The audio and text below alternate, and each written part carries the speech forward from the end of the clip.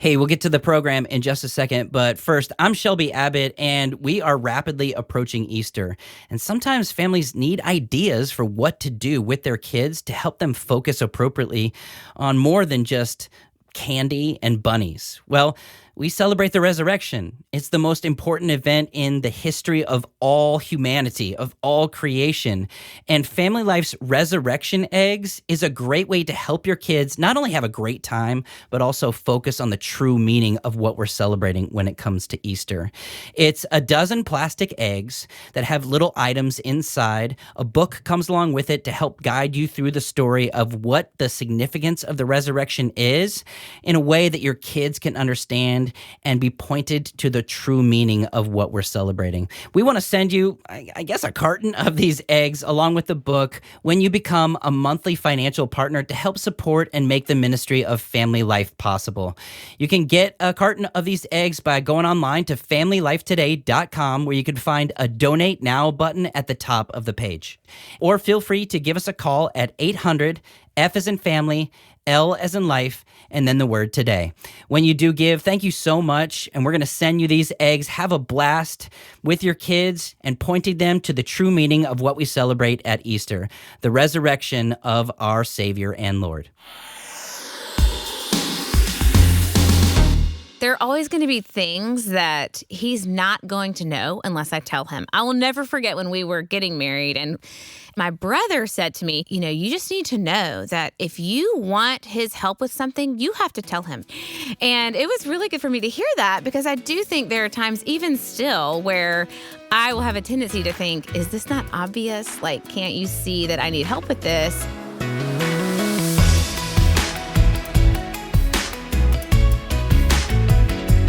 Welcome to Family Life Today, where we want to help you pursue the relationships that matter most.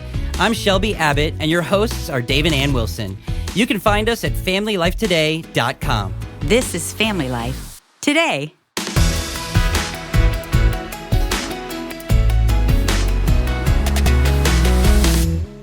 Well, it's not every day you get to have one of your favorite couples walk in the studio. It's true. It's a good day, isn't it? We got Paul McCartney sitting in there with us today. I'm about to break out in a song. This is great. Could you sing Hey Jude for us? You do not want me to. Our child could, but we cannot. I'll leave the questionable singing to you, Dave. All right, so our listeners are like, I think I know that voice. We got David and Meg Robbins, the president of Family Life, in Family Life studio today. Welcome back to Family Life Today. It's great to be here, guys. We love it. Part of me wants to just start with, so what's new? What's going on in your life? You've got all kinds of things going on, right? We are. Didn't see that question coming, did you? Yeah, we got high school age, in the thick of it, as even college discussions happening. We have middle school girl realities happening, elementary boy trying out a new sport, taking up lots of time, and then our kindergartner just plugging away and learning how to read and subtract yesterday. That was a big deal. I came home and he's subtracting. And I'm like, you've had COVID go through your families a little bit. You guys That's true. are in the midst of everything.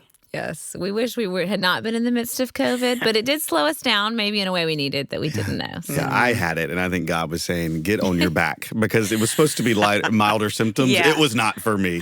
And Meg said, I've never seen you sleep. I've never seen him sleep that much. He must have needed it. Yes, yes, I think he did. Then I heard your back actually hurt because you were in the bed. Are you just calling me old? You're calling me a bad singer and old? Yeah. You were talking on one of the Zoom things, like, my back hurts. I'm like, really? Why? Because you were like in your son's bed the whole I was quarantine? Isolated for, several days in my teenage son's room, and that could separate me the most. Did you get him a new mattress? But I was sitting, against this headboard. His name is Ford, and we have this cool tailgate that is a Ford truck tailgate as his headboard. Wow. But let's just say after you sit up in it for 2 straight days, it may cause some issues, Well, you're supposed to say Family Life has a brand new resource that's really an older resource that's been revised, right? Called Preparing for Marriage. Yes. That you two are the editors of. That's right. The team has been so great, and we are privileged to be able to be a part of this resource because this is the first interaction we ever had with Family Life was Preparing for Marriage. Our pastor who took us through our pre-marriage counseling used FamilyLife's Preparing for Marriage, and it was so significant in our lives that we've used it in dozens of young have couples' we. lives. Yeah. Yes, I think everybody has gone through that. So many churches, and it's been great, but it also needed updated. That's right. And we are so excited to be able to bring this resource to people today. It's available now. Yeah, so tell, if there's a listener that's like, okay, what is preparing for marriage? How would you describe it? If you were to boil it down to its basics, it would be, what does God have to say about this beautiful institution of marriage that he created that's meant to reflect his love for his bride, the church, and our marriages, each one of our marriages get that opportunity to reflect it. And then it also leads you through very practical conversations. The magic of this resource is actually guiding the couple through different worksheets where they talk to one another about things that they may not know they need to be talking about as they prepare for marriage. And that was the magic for us, was how it made us look each other in the eye and realize some things. And it's been revamped into not just a few worksheets, but 5 conversations every couple needs to have before they get married. Wow. Let me ask you this. Do you remember when you went through it as a couple before you were married? Did it help? Definitely. I think there were things that came up just in the questions, asking you about your expectations. You don't know that you have an expectation about something usually until it's unmet. So it was great for us to think through some super simple things like who's going to do the laundry most of the time, who's going to take out the trash most of the time, but then some other really big things like, what kind of house do you see yourself living in, what kind of urban living or in the rural area, some things like that, or even how many kids do you think you're going to have, or even how are you going to spend Christmas and where will you spend yes, Christmas? Whose family? Yes. How much time will you spend with your family and your in-laws, and what's realistic, and what does it mean to really leave and cleave, and things that need to happen, but you haven't thought about the specifics of it. So for us, it was super helpful. I think made a huge impact. And, obviously you can't talk through every little thing that is going to come up in your life, but there were so many things that I think we figured, we'll just sail through this. And as we were working through those things and talking about it, I think we laughed a lot just realizing wow, we see more things differently than we thought we did. Mm-hmm. But it was super helpful just to think through, okay, there are things that weren't on our radar that we need to think about and make plans for, and those might need adjusting along the way, but just helped set us both kind of at the same perspective going in and expectation-wise. Really linking arms in our expectations, yeah. In some ways, it digs into the things couples need to know before they get married, and we've all been married a while. So I thought it could be sort of fun. We were talking about this, to do the 2 things you wish you knew before you're married. Now, we don't have time to do all of us, so let's make today the wives edition. Nice. Okay. All right. So we'll have Meg and Ann share 2 things. Now, you guys haven't talked about this. No, we haven't. So it could be similar, it could be totally different, but who wants to go first? Meg. What do you wish you would have known? Do one. Do your first, and then Ann can do first. one. And then. Okay, that's good. I think what comes to my mind first is that David will never be able to read my mind. That may be super obvious. You would think that I would know that. And I think, obviously, I know he won't be able to read my mind, but there are always going to be things that he's not going to know unless I tell him. I will never forget when we were getting married, and actually we were in the middle of going through this workbook, and my brother said to me, he had been married probably about 7 years at the time. And he was like, you just need to know that if you want his help with something, you have to tell him. Like if you're standing at the sink and you're thinking, you might start fuming and thinking, why isn't he coming over here and helping me with the dishes? I've been working on these dishes for 30 minutes. He was like, we're not very smart. I'm going to bang him a little louder. Yeah, exactly. Oh, yeah, I did that. He was saying, it took us a long time to realize that a lot of times, and he's just kind of throwing himself and men under the bus, and this is not true for all men, but he just said, we don't know. We don't pick up on it. You just have to say, hey, can you come over here and help me with these dishes? I just made the whole entire meal and I'm tired.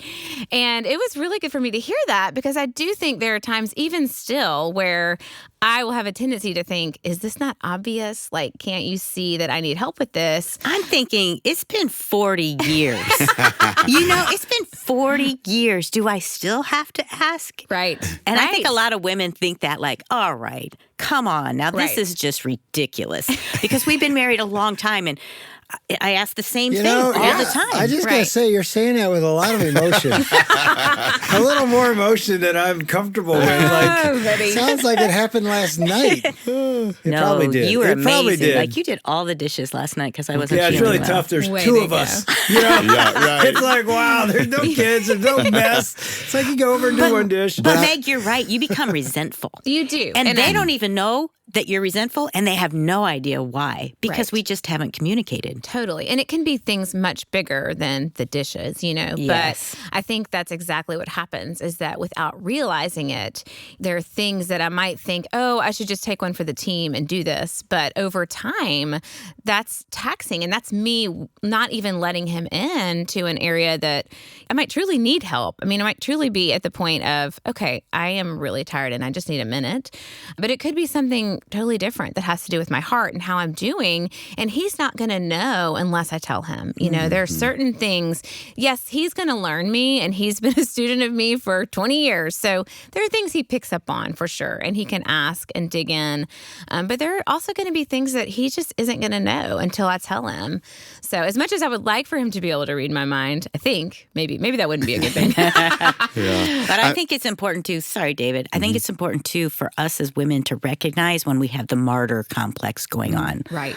Like, and I've done that in my head. I do everything around here. Look he's watching the game. He doesn't even know I'm in here doing this. Do you know? That was going to be my question to Meg, but both of you really. And David did this ever cause a real riff? Because when I hear that, I know for Ann and I, this was more than just, I got to tell Dave what I need. She was really hurt.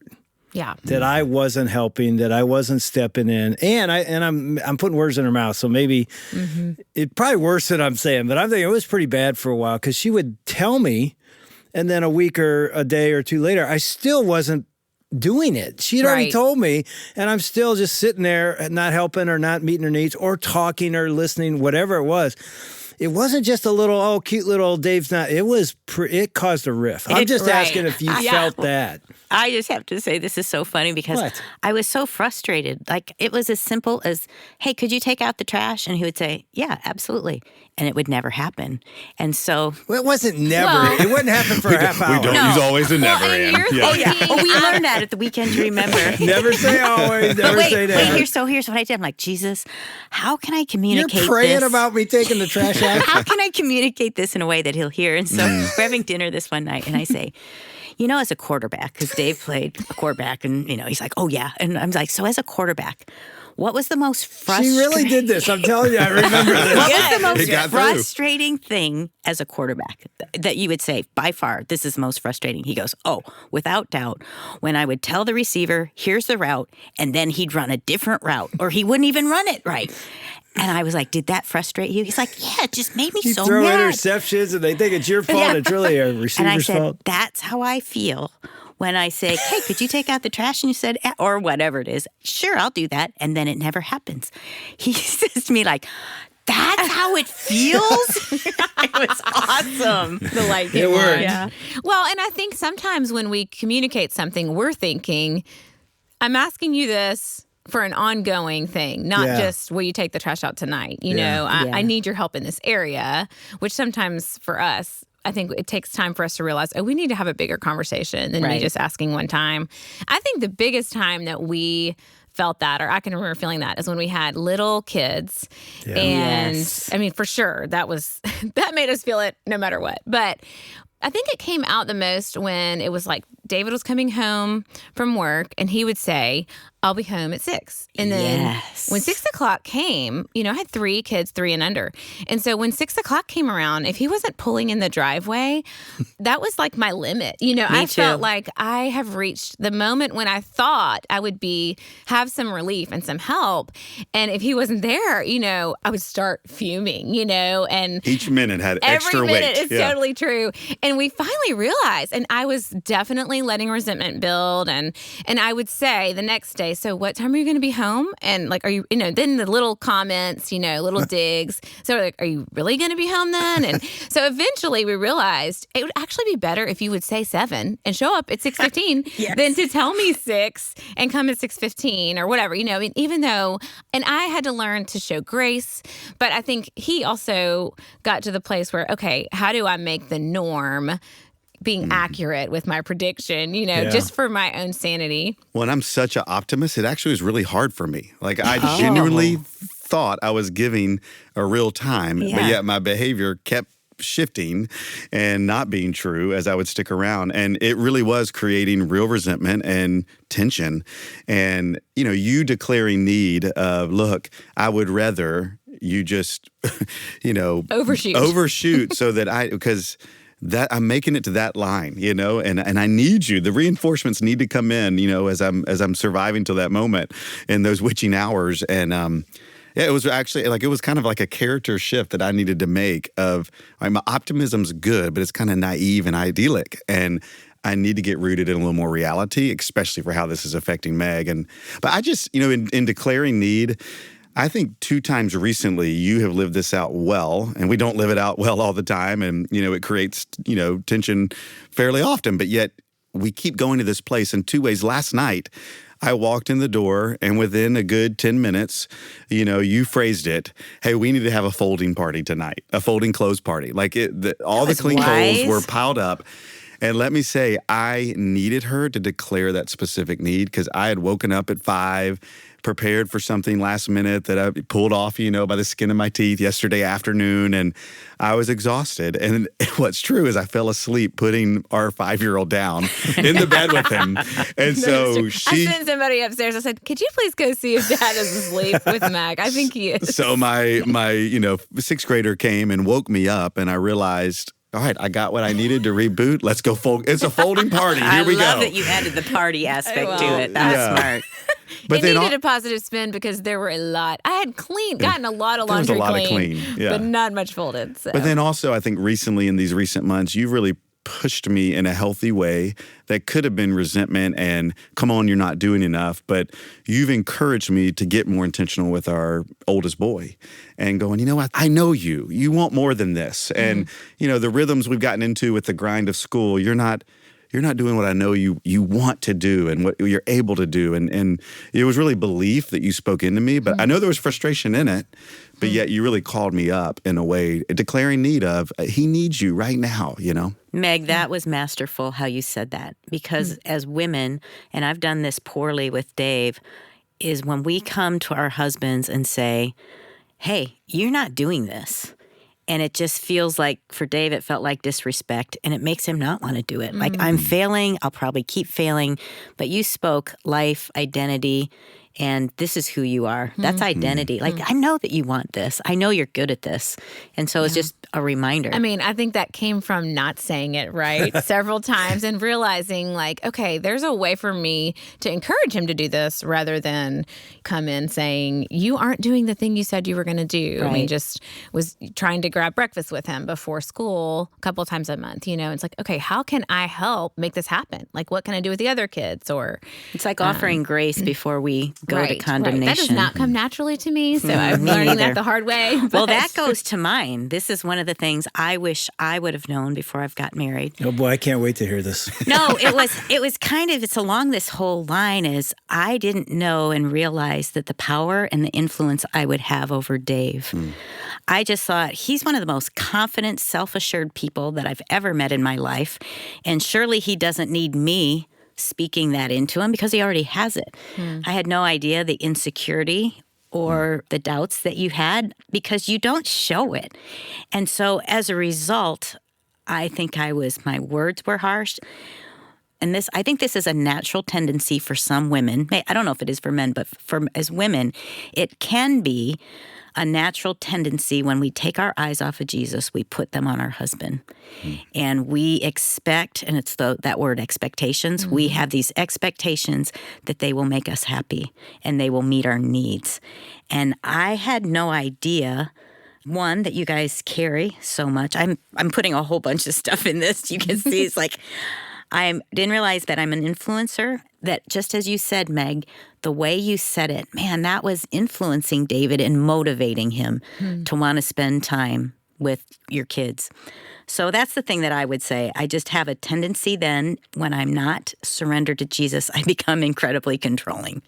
I try to control the situations. I try to control Dave, and I'm controlling him by speaking negatively. And it never won. I was like, why isn't this working? What did that make you feel, Dave, when I did that? Exactly what you said. If I felt controlled, there's something in me that was rebellious, like, oh, that's how it's going to go. I'm going to do the opposite, which is terrible. That's the sin nature in me that I rejected it. And again, we wrote about it in our book, Vertical Marriage, but it was like decades. It wasn't it wasn't a couple weeks or months. No, I think it was 15 years that I did that. And I'm not saying that I didn't do the same thing. So we're not just talking about one thing, but it was, I was demotivated.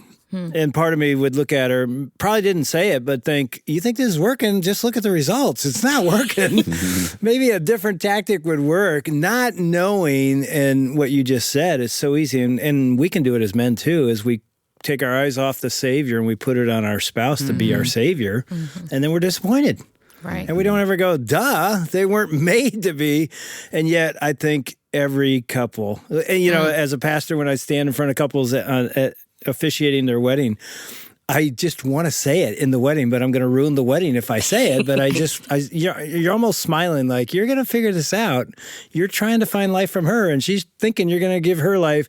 And when it doesn't happen, you're going to think you married the wrong person. And hopefully you're going to remember you're looking in the wrong place. So that's what you're saying. So here's the thing, David and Meg, did you experience that at all in your own marriage? Did you do that?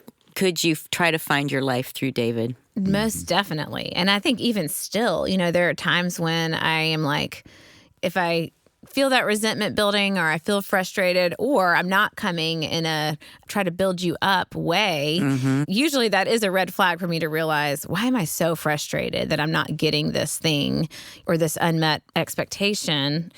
Usually it's because I'm looking to him to fulfill something that the Lord wants to give me, whether it's joy or freedom, maybe just like confidence in who God has me, the role that he has for me to fulfill, and not, looking to David to affirm me. And not that there isn't, like you said, we can speak life to each other, and there's a beauty in that. But when we're looking to that person to meet that need first, then we're going to be disappointed. It's an idol. Of course. Our spouse becomes an idol, or our marriage becomes an idol, hoping they will fill me up. They will make me happy. And they do. But if that's your source, it never makes it. Yes. Yeah, there is really only one true source, and that is Jesus himself. And we each get to experience that and bring that strength to our marriages. And one thing you said, Meg, makes me think back to this resource of preparing for marriage. One of the things we do when we do pre-marriage counseling that we had people encourage us to do is, while you're doing pre-marriage counseling, get as honest as you can. Yes. You were in the rose-colored glasses phase. You're consumed with the wedding. And it's good. It's okay. It's a good thing. And there is a lot of hope. And we are in loving marriage. There's so many great things about it. And we love passing on how great marriage can be. Yet, when it comes to, the conversation about family history, or the conversation about money or sex and communication and all the things we come in with, when we aren't honest with those kind of idle moments that we run to as a source, whether that's security of money or whatever it could be, you really don't prepare for marriage that well. And so if, I wish I would have gone back, and we were pretty honest, and it laid a foundation of continued honesty, but I wish that we would have been even more honest about some of the idols in our life and how much we look to one another, and it would have even set a stronger foundation. And couples can do that. That's good. Well, David, you just went into what you wished you'd known before marriage, which is tomorrow. We get to talk about. I thought we were going to get 2 from the ladies today. We only got 1, but you know what? It's just great stuff. Okay. Seriously. And as you said, that's the kind of stuff that you talk about in preparing for marriage, which one of the other great things I think about preparing for marriage is you don't have to be a licensed counselor to use it with a couple. Mm-hmm. It's a tool that any couple can use to be a mentor to other couples. So anyway, we're going to talk about more tomorrow.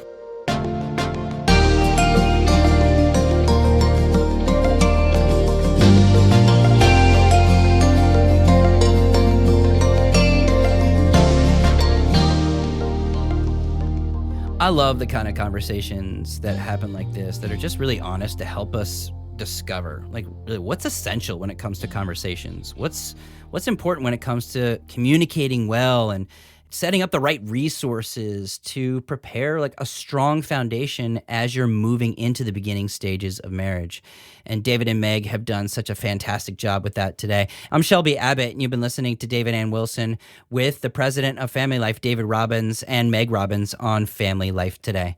As you're getting ready for putting on those rings and saying I do, the journey of marriage doesn't begin there. It really begins as you start to prepare before you get to that moment when you say, I do. And the Robbins' Preparing for Marriage study really helps you from everything from the romantic flares at the beginning to focusing on finances to making wise choices about what you're going to do in the future as a couple. And we truly believe that this really is an incredible resource for engaged couples. It's one of our best-selling products from the past, and it's totally revamped and refreshed with amazing wisdom that we really feel will benefit anyone you know who is engaged and getting ready to say, I do. You can get a copy of Preparing for Marriage at FamilyLifeToday.com. Just look for the Preparing for Marriage banner on the webpage. And if you're preparing to blend a family, if this is maybe your second marriage or you're marrying someone who has kids and you're about to become a blended family, we encourage you to check out Ron Deal's book, Preparing to Blend. It's the couple's guide to becoming a smart step family. You could find Ron's book, Preparing to Blend, in the show notes today. Now, tomorrow, David and Meg Robbins are back to talk about other elements of preparing to marriage, including how do you discuss your hopes and expectations for the future? What are the role of mentors and counselors in your life? How do you actually have honest communication? And how do you address that scary topic of conflict when it comes to entering into difficult conversations with your future spouse? Well, we're going to handle all of that, including so much more with David and Meg tomorrow. We hope you'll join us. On behalf of David Ann Wilson, I'm Shelby Abbott. We'll see you back next time for another edition of Family Life Today. Family Life Today is a donor-supported production of Family Life, a crew ministry, helping you pursue the relationships that matter most.